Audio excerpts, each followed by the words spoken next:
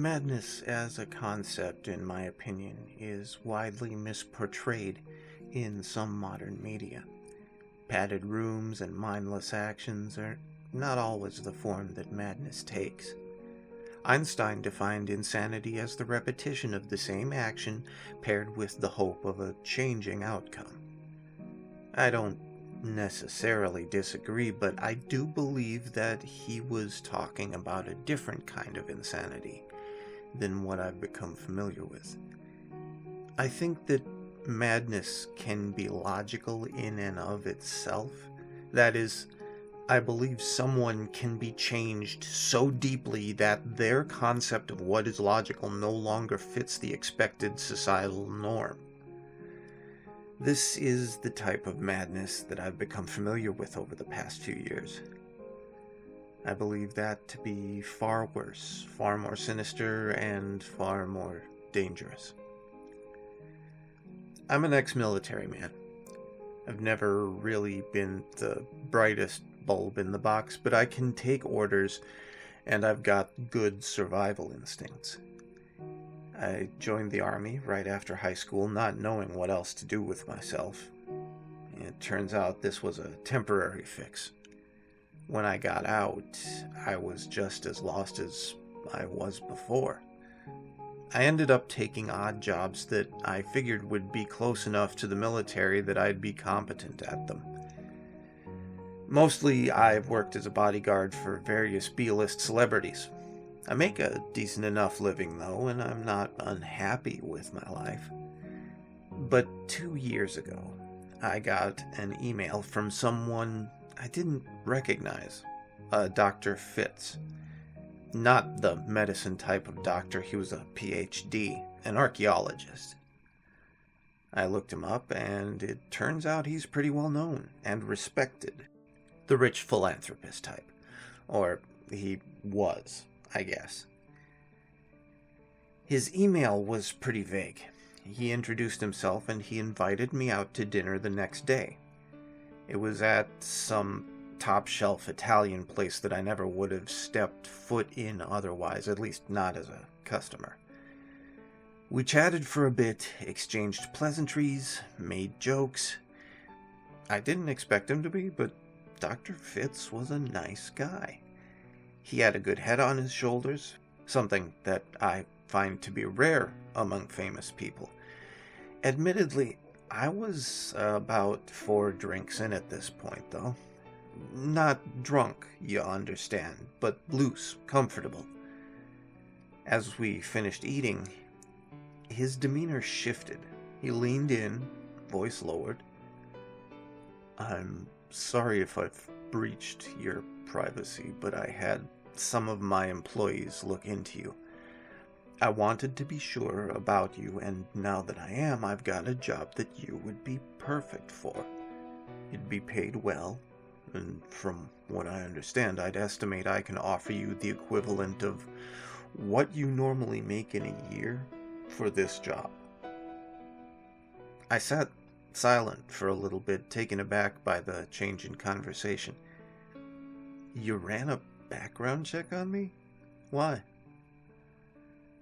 "Yes, I did. Like I said, I needed to be sure of you. From the sound of it, you seem like someone who can keep quiet when needed, and I need protection." "Protection from what? Aren't you an archaeologist? I thought you guys just dug up dinosaur bones and raided tombs." "If you wanted me to take this job of yours, well, you'll need to stop being vague." His eyes scanned the nearly empty restaurant, just a couple of people left across from us. Apparently satisfied, he leaned in and spoke again, still hushed. "I found something.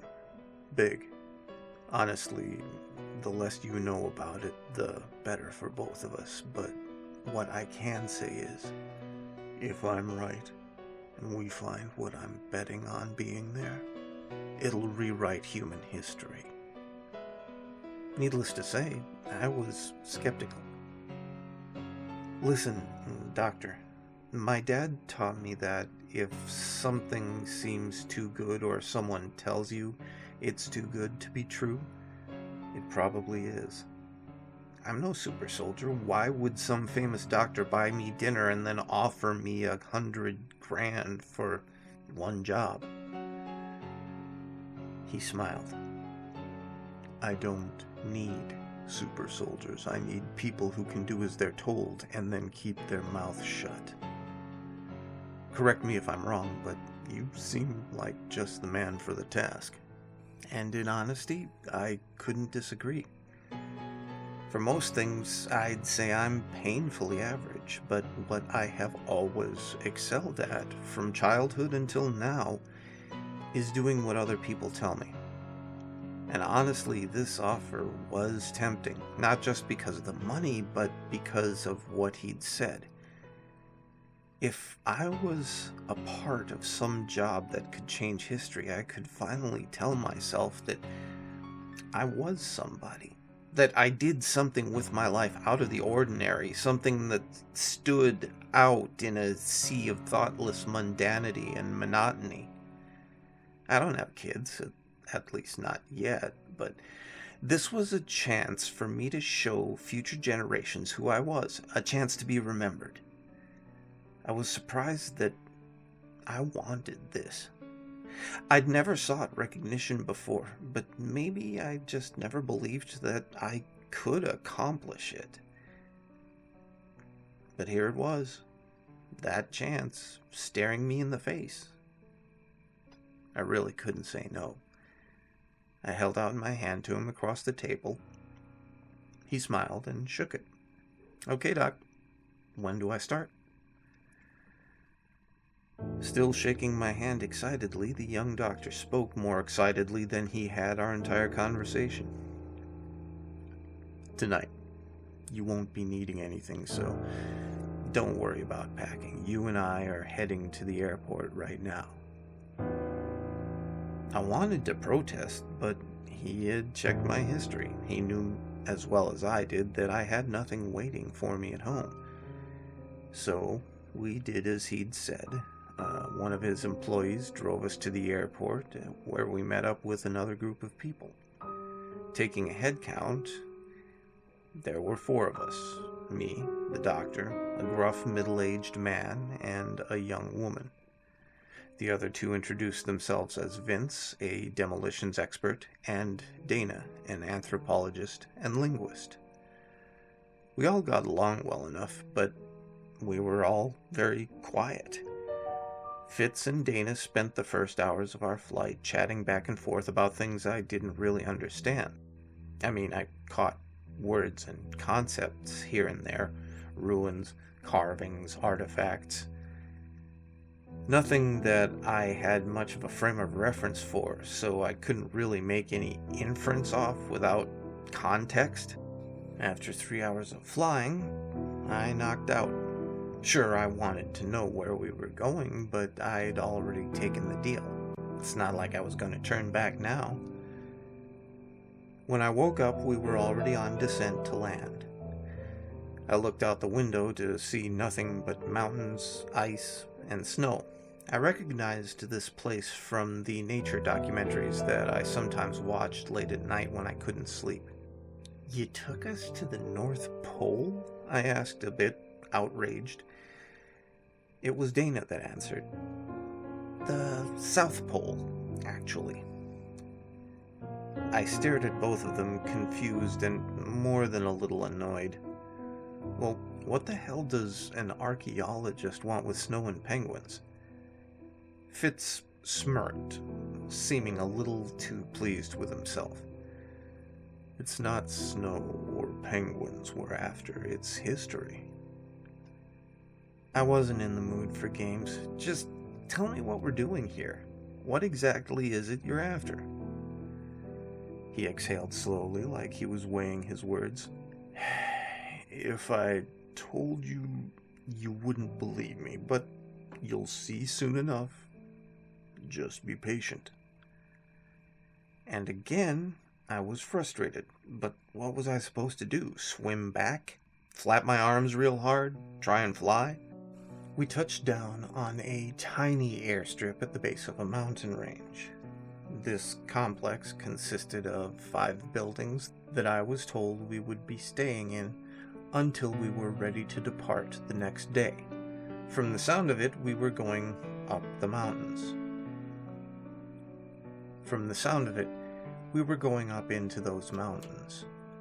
There was no objection from me. I mean, like I said before, doing physical labor at the behest of others is basically how I've made my living up until now. A hike through the snow wasn't going to scare me off, but looking back, I wish it had. I made myself home in the room that they assigned me, showered, ate, and then took a drink with Vince. He's quiet, like I said, but a few shots loosened him up a little. Like Fitz, I thought he was a good guy. He told me that he'd been in the French military, and that's how he got into his profession as a demolitions expert. That's really all I could get out of him. My alarm woke me early the next morning, and I got ready for our trip. I'll spare you most of the details. It's pretty much what you'd expect. The South Pole really is beautiful, the same way a desert is. The vast expanse of nothing has its own charm, but at that moment I was cold and tired, and nothing much else mattered to me. We hiked for most of the day, from 6 a.m. till 5 p.m., and I wondered when we make camp, but the group wasn't stopping. After we summited yet another peak, I finally got a view of the next valley below, and what was in it. Dr. Fitz had been right. This was going to change human history. Down there, below us, in a valley surrounded by these steep cliffs, was a city. A very large city. It looked foreign. I didn't recognize the architecture or even the materials it seemed to be made of. It was dark, though, a jewel of onyx resting on a blanket of snow. Dr. Fitz, seeing how dumbfounded I was, slapped my back and said, "I told you so." I had a million questions all at once, but I only asked 2. What is this place? Who built it? Diana, unable to contain her excitement, spoke before the doctor could. We don't know the answer to those questions. That's what we're here for. An artifact surfaced a few years ago that suggested a lost civilization in the Arctic, one that may even have been from an advanced... That's enough, Dana. I'm sorry, Clay. The less you know about this place, the better it is for us all. All you need to know is that we're here for information. And you're here to keep us safe. That was the very thought that had been forming in my mind. Safe? From what? I asked quietly. From rumors. I could tell by his tone that he wasn't going to elaborate, so with a newfound caution and awe, I trudged with the group down the mountain until we made it to the city. We'd been provided with arms. I got a rifle and a sidearm, and along with this, Vince had a handgun and a backpack full of explosives. I felt prepared enough. Unless that city, that abandoned city, had a functional army, we'd be just fine. Up close, the city was even more bizarre than I'd thought. The walls and streets were lined with strange markings and symbols. I didn't recognize any of them, but Diana and Fitz were all over them. There was a juxtaposition that was almost funny. The two of them were like kids in a candy shop, while Vince and I were on edge, uneasy. The roads and buildings were made of the same materials, smooth, dark obsidian, and dense weathered basalt. Their cold surfaces reflected the harsh environment around us. More than that, the city gave off its own warmth. That's hard for me to describe. It felt living, like the heat that comes off a person. But more than just stones they were made of, the buildings themselves were alien to me. Tall, angular structures that made literally no sense. Towers trailed up to the sky only to blossom into pyramids or some other geometric shapes that defied reason. Mazes of obelisks formed a forest of stones toward the heart of the great city. Following Fitz and Dana, our group trudged cautiously through the city with silent awe. Everyone had been silent for a good while now. We were just too in awe of our surroundings to speak. Fitz and Dana took pictures, samples, jotted notes furiously as we went, and I finally spoke up. We got what we wanted? Can we turn back now? Yeah? Dr. Fitz seemed almost offended. Turn back? We're at the greatest discovery in all of human history. We are not turning back until we see the end. No one else spoke up, and I took their silence as agreement, so on we went. I'll warn you in the audience that this is the part where things stop being nice, so if you're squeamish, maybe you want to consider stopping here. The obelisk maze went on and on for what felt like longer than it should have. Honestly, I was convinced that Fitz had us going in circles. By now it was around 9 p.m., but light wasn't an issue. Antarctica, as I've learned, has what is known as a polar day, meaning that the sun doesn't set for months at a time once it's up. But it was still dim. The mountains encircling the place blocked the sun's rays, shrouding us in a veil of shadow. What was an issue were the noises. Bubbling, like soup boiling, paired with slithering and squelching, came from practically every direction. Vince and I scanned our surroundings constantly, pointing our weapons nervously back and forth across our fields of vision. At some point, Dana simply stopped. Her footsteps had made a sound that didn't align with what had preceded it.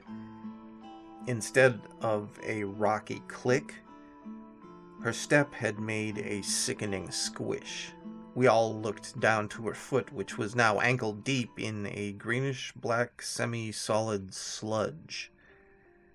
We followed the sludge with our eyes to reveal something that still haunts me. It started midway up one of the obelisks, where it sat like a slug, an amorphous being of yellow eyes and dark jelly-like biomatter. Its body trailed down the obelisk to the floor where Dana's foot had been caught in it, like a snare. At first, it seemed like nothing. For a brief, tense moment, nothing happened. Then Dana made the mistake of trying to yank her foot out. My guess is that these things work a bit like the web of a spider. Motion, vibration must trigger them to action, because as soon as she started to pull her foot out, she began to scream and flail desperately, trying with all her might to free that foot. Vince and I tried to pull her out by her arms, but this only seemed to speed up the process. The sludge was now crawling up her leg, reaching just below her knee, and worse, it had begun to eat away at her. When I was a freshman in high school, I took a biology class. The only thing I remember from it visually is a video about white blood cells and how they kill germs. It's pretty brutal. They engulf whatever it is they're after, and they digest it with enzymes, a mix of suffocating and dissolving all at once. At that moment, that video was all I could think about. I fired off 4 rounds into the blob with no effect. The bullets pierced holes through its surface only for them to be filled in again, like a stone dropping into a pond. I could see the bullets melting inside of it, and by now Dana's foot was mostly gone. Only loose bone was remaining. Her calf was quickly following suit. I could see her muscle melting off like cotton candy in water. I don't know if she was lucky or unlucky, but her leg just came off below the knee. She was in shock, of course, but she was free from the monster. Vince immediately used his belt to tourniquet her leg, but we would need to carry her. I turned back, ready to guide us out of here, only for my heart to sink into my stomach. I don't know if these things could talk to each other or they just heard us screaming, but we were caged in, surrounded by scores of these amorphous things. Going back the way we came was not an option. Fitz leading the way, Vince and I carried Dana in between us until we reached the middle. I wasn't sure what I was expecting, but it wasn't this. There was a hole in the middle of the city, one so deep and dark that I couldn't see any bottom. But we all knew what was behind us. The choice was being melted alive or risking death by falling. That was an easy choice for me. Fitz was the first to jump, but the rest of us followed suit quickly after. We fell for a long time. I'm not sure how long, but it felt like hours. I eventually collided with the ground below violently with stunning force. It was almost the strangest thing that had happened that entire day. My body hit the floor hard enough that I should have splattered, pancaked, but I wasn't hurt. My body, as far as I could tell, was unharmed by the fall, not so much as a bruise. I got up to see Vince holding an unconscious Dana and Fitz standing dead still, looking out over our new surroundings. What the hell were the... My words died in my throat. We weren't in some cave. It was brighter down here than it had been outside that day. We stood in what I can only describe as an enormous throne room. And please don't misunderstand. When I say enormous, I mean that after what must have been miles of space was the end of the room. And there, at the end of that cavernous chamber, was a throne, the size of a skyscraper. It shifted and moved impossibly. It seemed like smoke or liquid the way it writhed, and yet I knew it was solid. It was dark, yet it exuded an unnatural light. Still, I almost didn't even notice it.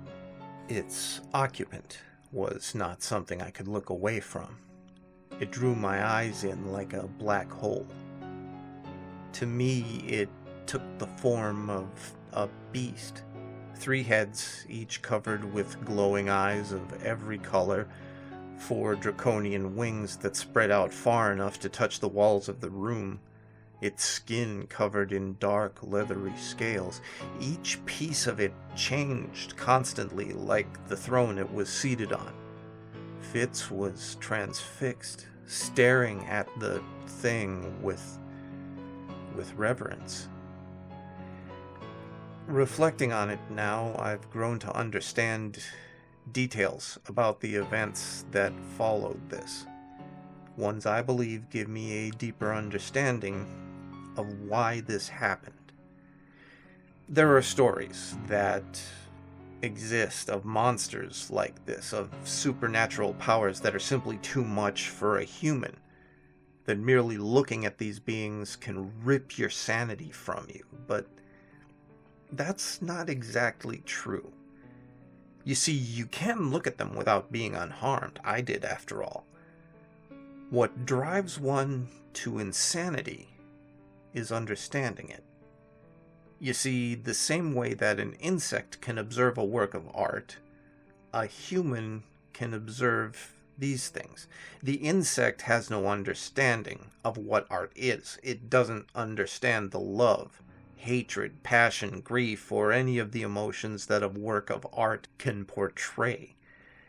But if the insect were, for just a moment, to grasp the meaning of beauty and emotion, if higher knowledge were forced upon it for that fleeting instant, its entire understanding of purpose and logic would be irrevocably altered.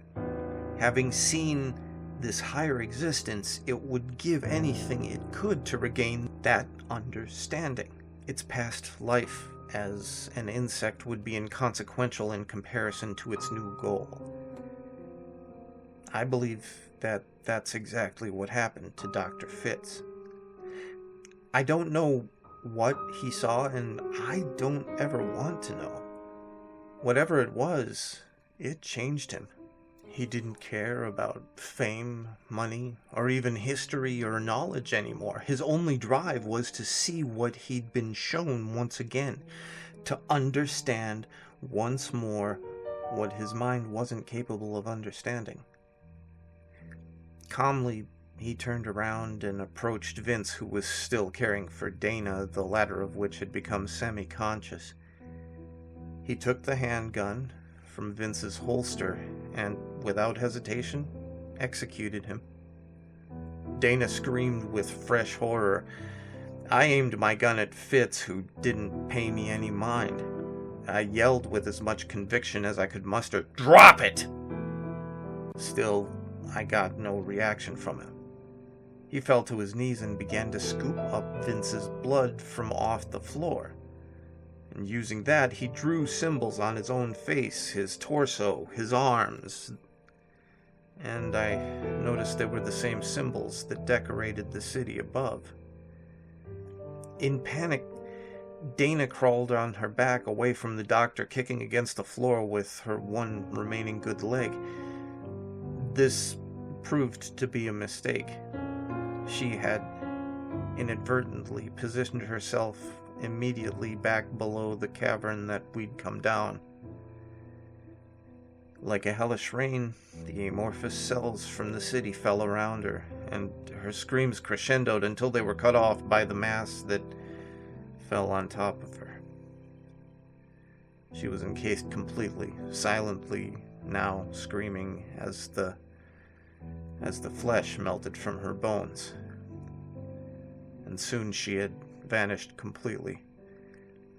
I wasn't sure where to go, away from the monsters and toward Fitz, or the opposite. The being sitting on the throne let out a deep, earth-quaking rumble, and Fitz smiled at me, calmly. The creatures slithered right by me, but didn't even seem interested in me. They surrounded the doctor, but didn't digest him like they had Dana. They encased him instead, fusing onto him like metal being welded together. And Dr. Fitz changed again, this time more than mentally. His skin became darker, more like that of the thing on the throne. Shifting yellow eyes littered his body, forming and reforming unceasingly. I could smell the hair and flesh being seared off him. Whatever he was now, he was looking at me. He lifted his arm, pointing at me with a gnarled, shifting finger. Tendrils of black ink and bile rushed forward from his outstretched arm and pinned me to the wall by my shoulder. I cried out in pain, of course. The force of the impact had dislocated my shoulder. And the thing that was once Dr. Fitz stared me down with his body of eyes. There was hatred in them, pure, unyielding rage towards not just me, but towards our species as a whole. He was disgusted by what he had once been, and he yearned to be more than human once again.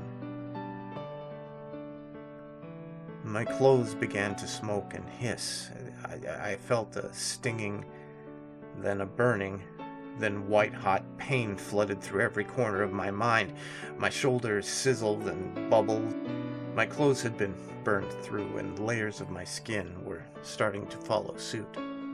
The feeling is something I don't like to think about.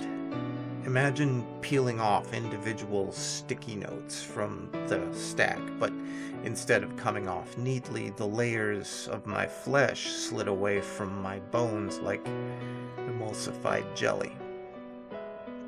The intensity of the pain didn't stop, but its spreading did. Fitz's eyes had shifted from me to the entity behind it, still sitting on its throne of shadow and smoke, and his tendrils retracted from me. I collapsed to the floor.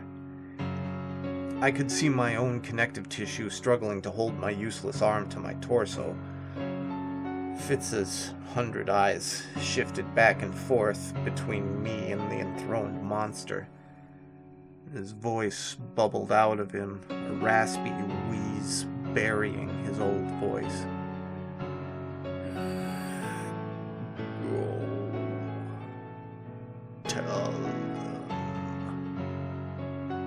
And I blacked out.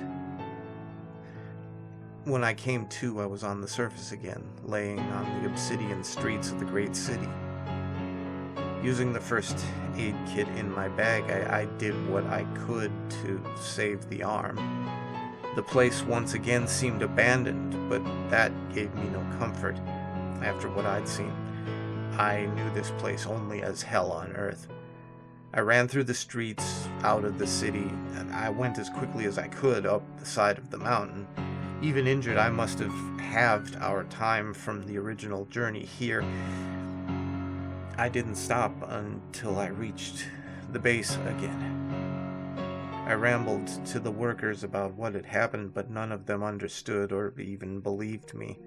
They rushed me to the medical center, where they, like I had, did what they could with the limited supplies we had, but I would need a real hospital in the very near future. In the end, the loss of the other team members was chalked up to getting lost in the mountains. I got flown back to my country the next day, where I was treated in an actual hospital. With time and some skin grafts, they were able to save my arm. Months went by. No one would believe my story, so I stopped telling it, and life simply carried on. I spent a lot of nights wondering about why I'd been spared, why that thing took Dr. Fitz's mind, but not mine. And now, having written all of this down and retelling it again, I think I finally have an answer. It didn't take his mind. We weren't important enough for it to even notice us, let alone for it to consciously do something to us. The reason Dr. Fitz went mad and I didn't is simply because he happened to be a smarter insect than I was. He was able to understand more than he should have. And I believe he's still down there with it. Whether he's studying it or worshiping it, I don't know. But I've started seeing him in my dreams. His twisted, morphing body and his thousands of eyes. The words he spoke echo in those dreams. Tell them. I'm not sure who he meant, but this is my attempt to fulfill his wishes. I don't want to find out what happens if that thing on the throne becomes displeased with me. Don't go looking for this place. There's nothing there but death. Yeah, I always knew there was something sus about those damn penguins. Creepy little bastards. Stay scary, wildlings, and make the most of your nights.